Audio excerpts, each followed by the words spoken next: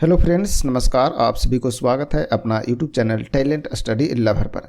तो आज साइंस की क्लास स्टार्ट करते हैं। इस क्लास में आपको टॉप एमसीक्यूज क्वेश्चन देखने को मिलेंगे, जो कि लगभग 40 क्वेश्चन आपको देखने को मिलेगा, ठीक है ना। तो इसका आंसर आप लोग भी जरूर बताइएगा, आंसर आप लोग भी बताइएगा, उसके बाद फिर मिलान कीजिएगा, ठीक है ना।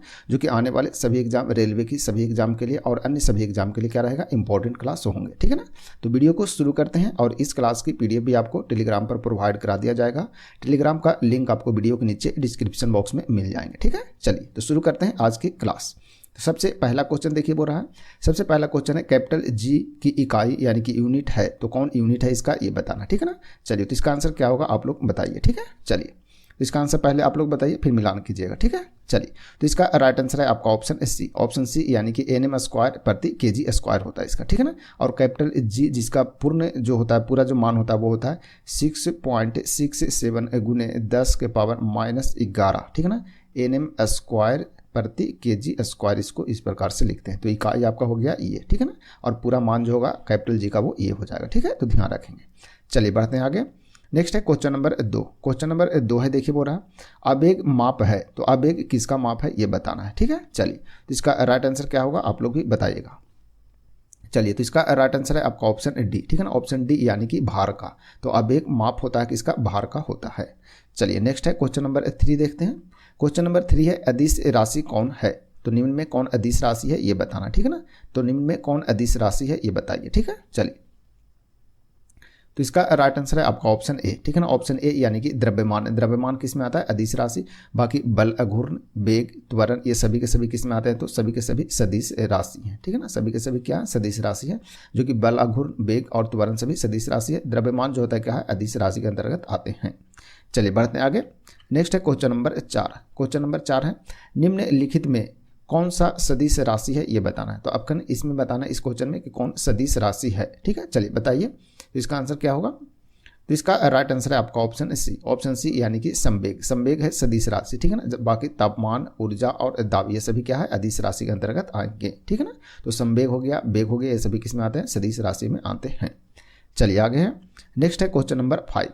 क्वेश्चन नंबर 5 देखिए अदिश एक प्रमात्रा है, ठीक है ना। अदिश एक प्रमात्रा है जिसमें परिमाण होता है, क्या होता है, जो अदिश होता है उसमें क्या होता है, परिमाण होता है, लेकिन क्या नहीं होता है, ठीक है ना। तो अदिश राशि में क्या नहीं होता, परिमाण तो होता है लेकिन क्या नहीं होता ये बताना है, ठीक है। चलिए तो इसका राइट आंसर क्या होगा ये बताना है। तो इसका राइट आंसर है आपका ऑप्शन सी। ऑप्शन सी यानी कि दिशा। दिशा जो होता है वो नहीं होता, परिमाण होता है लेकिन दिशा अदिश राशि में नहीं होता, जबकि सदिश राशि होता है उसमें दिशा और परिमाण दोनों होते हैं, ठीक है ना। तो ध्यान रखिएगा। तो अदिश राशि जिसमें दिशा नहीं होते, केवल परिमाण होते हैं। नेक्स्ट बढ़ते हैं क्वेश्चन नंबर 6 की ओर।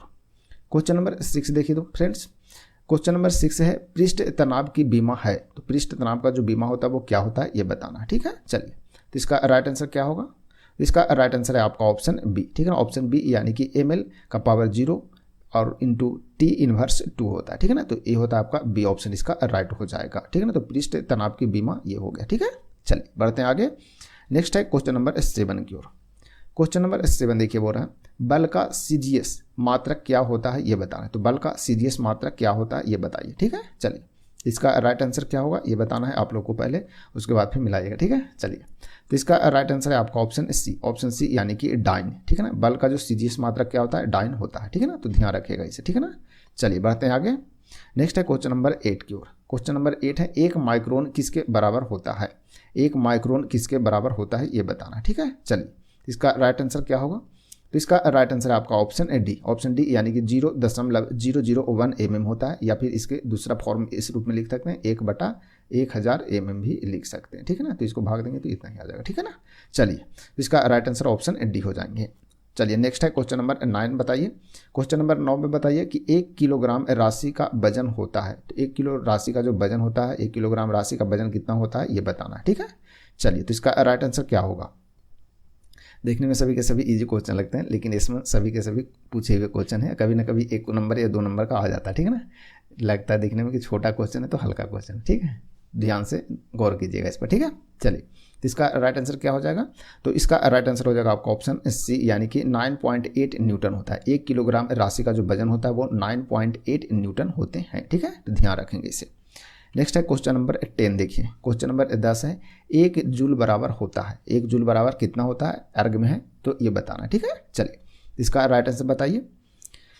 तो इसका राइट आंसर है आपका ऑप्शन सी। ऑप्शन सी यानी कि 10 के पावर 7 अर्ग के बराबर होता है 1 जूल, ठीक है ना। तो 1 जूल बराबर होता है 10 के पावर 7 अर्ग होता है, ठीक है, तो ध्यान रखेंगे। चलिए आगे बढ़ते हैं। नेक्स्ट है क्वेश्चन नंबर आपका 11 नंबर है, एक अश्वशक्ति किसका एकक है यानी इकाई है, ये बताना है। तो एक अश्वशक्ति किसका इकाई है यानी कि एकक है, ये बताना, ठीक है। चलिए तो इसका राइट आंसर क्या होगा ये बताइए।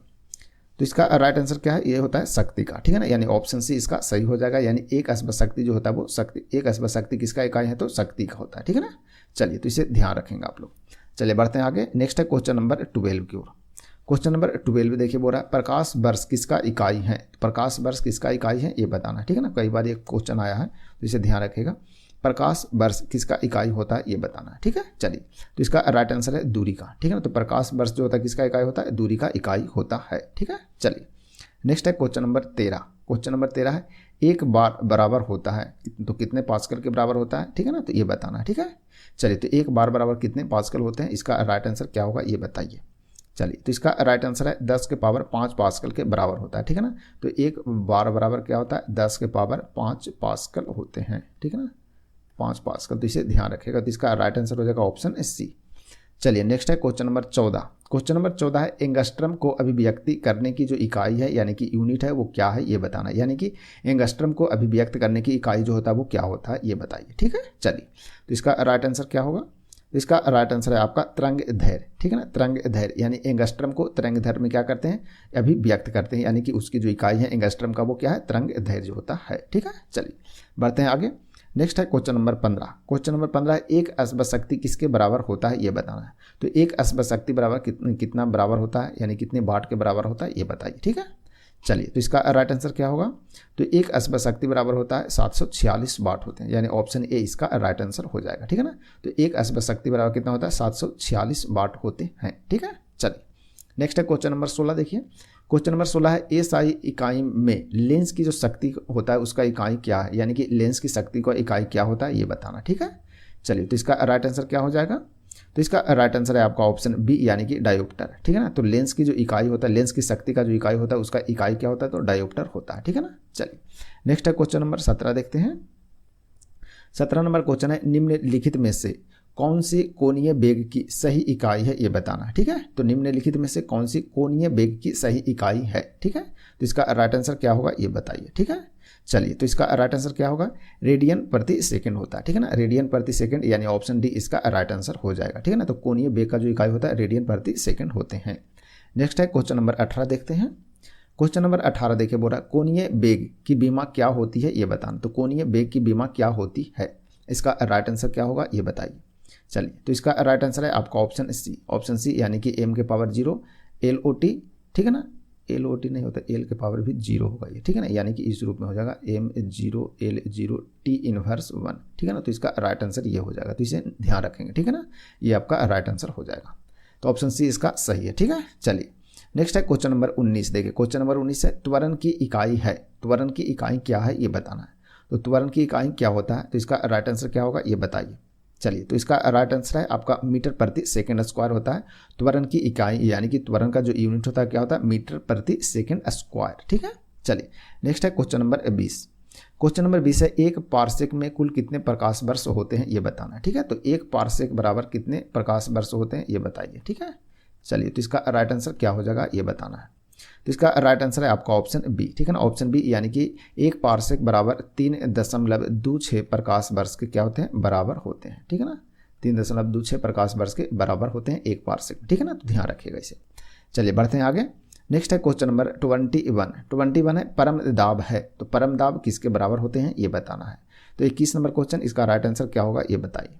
तो परम दाब बराबर होता है ऑप्शन ए यानी कि गेज दाब प्लस 1 बार होता है, ठीक है ना। तो परम दाब बराबर क्या होता है गेज बार प्लस 1 बार, यानी ऑप्शन ए इसका सही हो जाएंगे।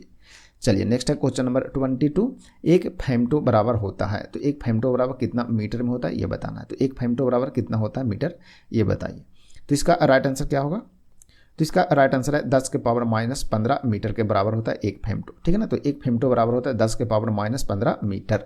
चलिए आगे है। नेक्स्ट है क्वेश्चन नंबर 23 ताप का एसआई मात्रक है। तो ताप का एसआई मात्रक क्या होता है ये बताना, ठीक है। चलिए तो ताप का एसआई मात्रक क्या होता है? तो इसका राइट आंसर है आपका ऑप्शन डी, ठीक है ना, ऑप्शन डी यानी कि केल्विन। तो ताप का एसआई मात्रक क्या होता है? केल्विन होते हैं, ठीक है ना। चलिए नेक्स्ट है क्वेश्चन नंबर 24 है ध्वनि की तीव्रता किस मापक से मापी जाती है ये बताना, यानी कि ध्वनि की तीव्रता किससे मापते हैं ये बताना, ठीक है। चलिए तो इसका राइट आंसर क्या हो जाएगा? तो इसका राइट आंसर है डेसीबल में, ठीक है ना। तो ध्वनि की तीव्रता जो है वो मापा जाता है किस मात्रक में? तो डेसीबल में मापते हैं, तो ध्यान रखेंगे इसे, ठीक है ना। तो डेसीबल में ध्वनि की तीव्रता को मापा जाता है। नेक्स्ट है क्वेश्चन नंबर 25 है ज्योति तीव्रता का मात्रक है। तो ज्योति तीव्रता का मात्रक क्या होता है ये बताना है। तो इसका राइट आंसर क्या होगा? तो ज्योति तीव्रता का मात्रक होता है कैंडेला, ठीक है ना। तो ज्योति तीव्रता का जो मात्रक उसे क्या बोलते हैं? कैंडेला। ऑप्शन बी सही है, ठीक है। चलिए नेक्स्ट है क्वेश्चन नंबर 26 ध्वनि की पिच यानी कि तीक्ष्णता का निर्धारण होता है। तो किस पर निर्धारण होता है? यानी कि ध्वनि की जो पिच होती है उसका निर्धारण किस पर होता है ये बताना है, ठीक है। चलिए तो इसका राइट आंसर क्या होगा बताइए? तो इसका राइट आंसर है आवृत्ति से होता है, ठीक है ना। तो ध्वनि की पिच का जो निर्धारण होता है वो किससे होता है? आवृत्ति से होता है। तो ऑप्शन सी इसका सही है। नेक्स्ट है क्वेश्चन नंबर 27 है 27 में निम्नलिखित में से किसकी वेधन क्षमता अधिक होती है ये बताना है। तो वेधन क्षमता जो है सबसे अधिक किसका होता है? अल्फा बीटा गामा होता है ना, अल्फा बीटा और गामा, ठीक है ना। तो अल्फा बीटा गामा जो होता है इसमें सबसे अधिक जो वेधन क्षमता होता है वो किसका होता है ये बताना है, ठीक है। चलिए तो इसका राइट आंसर है आपका गामा किरण, ठीक है ना। तो ऑप्शन सी इसका सही होगा, यानी गामा किरण की जो वेधन क्षमता क्या है? सबसे अधिक होता है, ठीक है ना। तो गामा की सबसे अधिक होते हैं क्या? वेधन क्षमता। नेक्स्ट है क्वेश्चन नंबर 28 इलेक्ट्रॉन वोल्ट मात्रक है।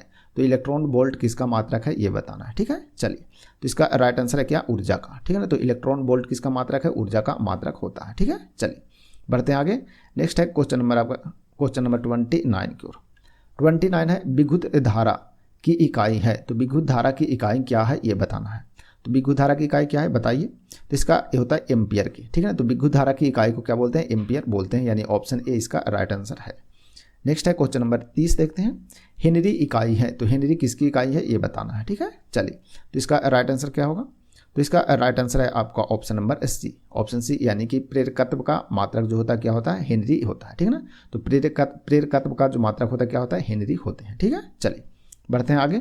नेक्स्ट है क्वेश्चन नंबर 31 विद्युत आवेश का मात्रक क्या है ये बताना है। तो विद्युत आवेश का मात्रक क्या होता है ये बताइए, ठीक है। चलिए तो विद्युत आवेश का मात्रक होता है उसे क्या बोलते हैं? कूलाम बोलते हैं, ठीक है ना। ऑप्शन बी इसका सही आंसर है।